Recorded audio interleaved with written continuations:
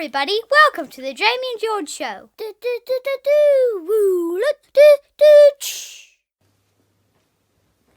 Hello kids, and let me tell the tale of the death of Babba Yagga. But the story begins with two children called Olga and Sergey.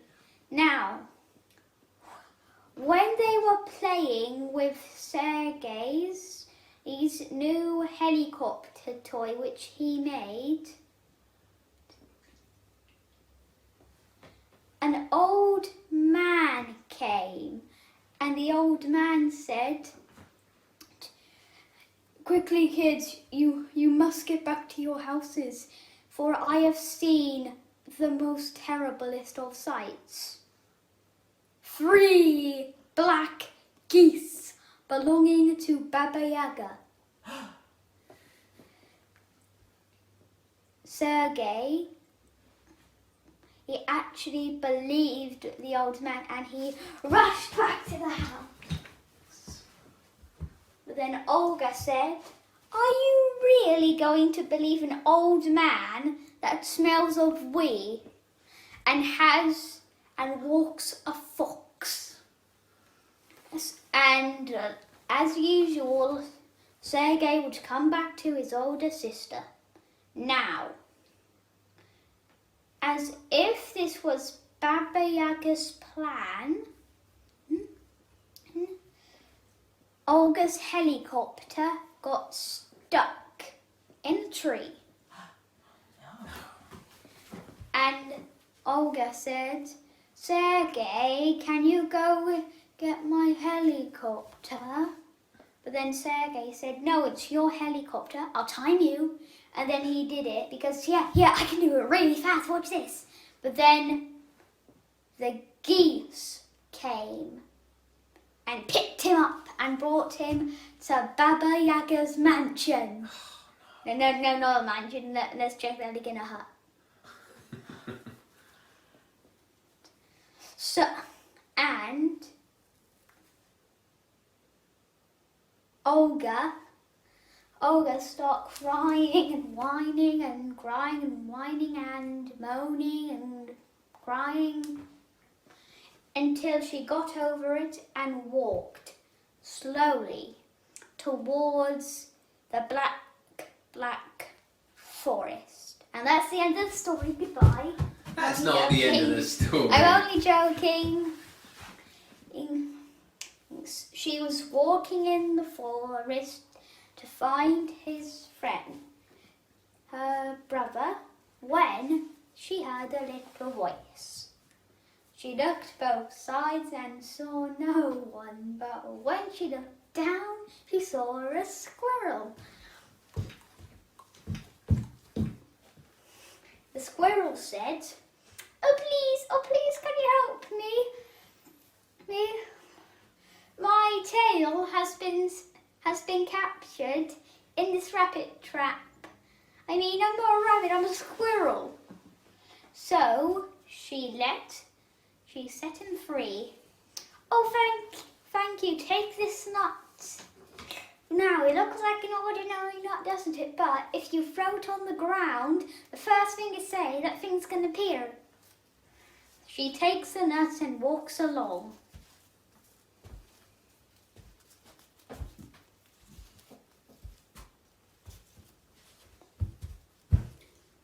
When she hears another little voice, she looks both ways and sees no one. And when she looks down, she saw a water rat. The water rat said, Oh please, can you help me? This big rock is stuck in the way of my house, which is under the ground.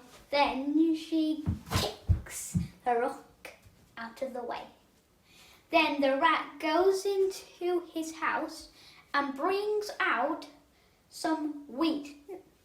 And the rat said, "So this does look like an ordinary wheat, yeah? But if you eat it, first thing you say, it's going to appear." she takes it, she says thank you and walks along. Then she comes to Babba Yaga's hut, which was surrounded by a big lake. So, but luckily there were some rocks on the lake, and she hopped,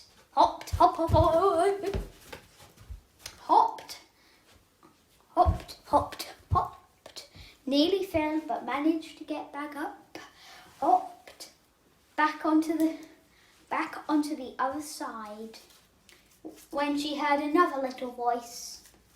So please can you help me? She knows it's going to be down, so she looks down. Please, can you help me? I tried to go up on this side and I can't breathe. Can you help me, please? It's happening tonight.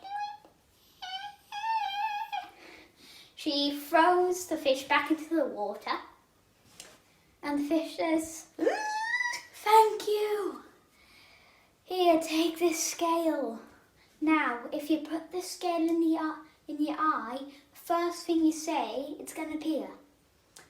She takes the scale, says thank you, and comes to the opening of Babba Yaga's house. She opens the door, hoping it wouldn't creak. It's silent, but then it goes an eek, and there was Babba Yaga staring right at her. She froze still, but then looked and saw some dribble coming down her cheek. She was lightly snoring. Babba Yaga sleeps with her eyes open, and I'll tell you why. She's been doing so many beauty and wolf spells on her skin that it's stuck in this twisted, grumbly looking face. Like my mum here.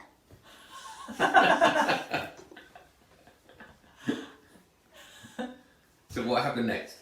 She avoids all the trapdoors, spider trip wire, rat spies, mouses with spears, trick doors, trap doors. Well, she basically just got through all of them when she comes to the basement of Babba Yaga's house, and in the well, her brother, who was Sergey, and Sergey's all like, oh, Olga, I'm so glad you came! Shh, Babba Yaga's sleeping. Sorry. She finds a rope, takes it down the well, pulls him up, and goes through all of the traps. When they were just about to leave, Olga stepped on the most dangerous thing ever. A stick. The stick snapped, woke up the geese, and the geese chased after them. When she remembered her magical gift, she throws the net on the ground and says, net!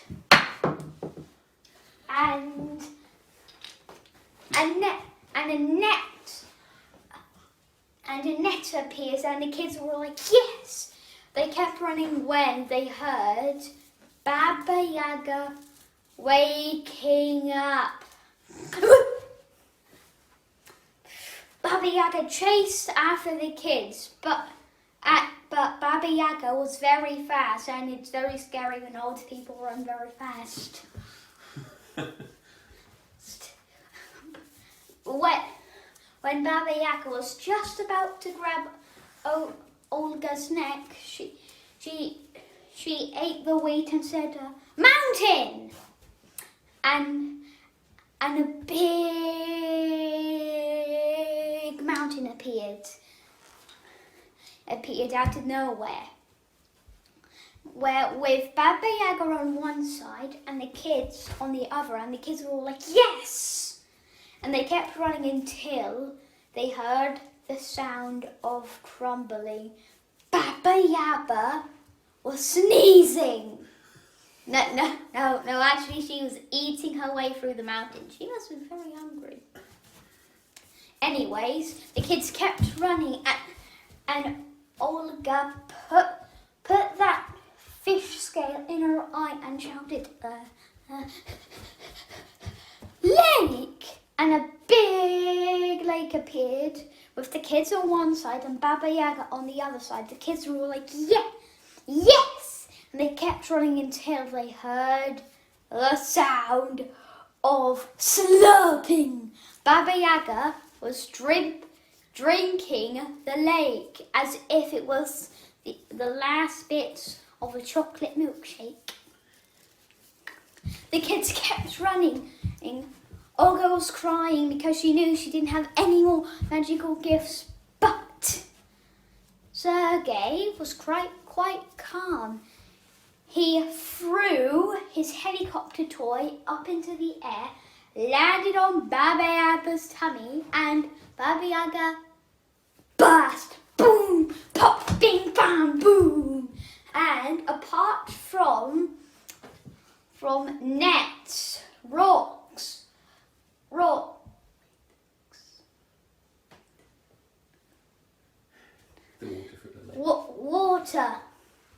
water and geese, there was a bunch of toys. These. Yay! And Sergei and Olga got as much toys as they could carry and walked home happily. They had enough toys as if they have had 10 Christmases in one day. And that, my friends, is the story of Babba Yagga's death. And they lived happily ever after until they grew up, turned old, and died of old age.